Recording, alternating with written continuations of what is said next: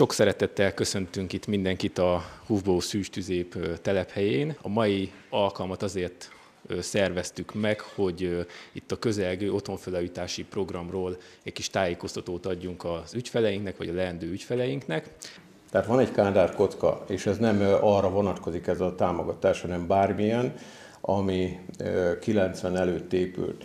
Mondom, a másik részben 90. december 31-ig írja. Ha ez eddig megépült, használatba vételi engedélyt kapott, akkor arra érvényes, és ez nem csak a kockára.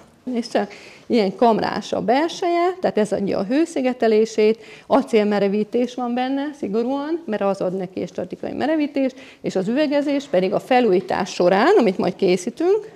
Tehát amúgy, hogyha nincs pályázat és felújítás van, akkor a régi házikóknál a kétrétegű üvegezést még abszolút lehet alkalmazni, ugye az kedvezőbb árban van, viszont az új házikóknál a 3 rétegű kötelező.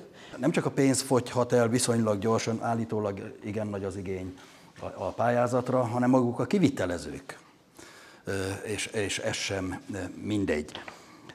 A házra visszatérve, egy úgynevezett hőburkot, vagy hővédő burkot illene húzni a házikóra. Tehát az, hogy most én ezt leszigetelem, vagy azt leszigetelem, vagy lent, vagy fent, az persze hasznos, javítok valamit a helyzeten, de észnél kell lenni. Nagyon szívesen adunk árajánlatot akkor a hőszigetelő anyagokra, mert mi azokat forgalmazzuk, komplett hőszigetelési rendszereket, úgyhogy állunk rendelkezésükre bármikor, amikor oda kerül a sor, hogy akár a pályázaton belül, akár azon kívüli hőszigetelésen gondolkodnak.